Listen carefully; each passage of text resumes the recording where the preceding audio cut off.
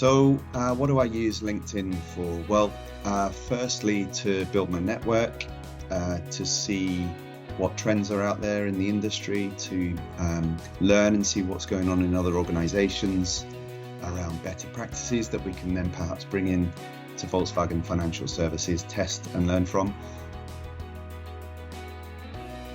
This will sound cliched, but it doesn't make it any less true. It's about our people and the team that I'm fortunate enough to work with every single day.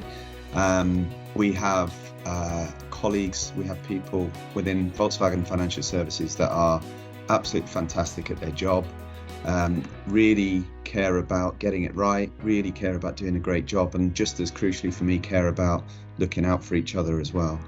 Very cliched perhaps, but no less true. Collaborative, curious, and coach. Well, outside of work, when I was at school, I read The Great Gatsby by F. Scott Fitzgerald, which captured my imagination. Loved the story, loved the characters, and everything about the Jazz Age. In work, I've recently finished a book by the organizational psychologist Adam Grant called Think Again. And in that book, Adam Grant talks about the power of knowing what you don't know and the power of rethinking. And I think in today's volatile and uncertain world, that kind of skill set to rethink is incredibly valuable. If I had to choose one, I'd probably say Manchester's finest, the Stone Roses. My favourite place? I think I'll choose Thailand for the people who are fantastic. The food is superb and the landscape is something else.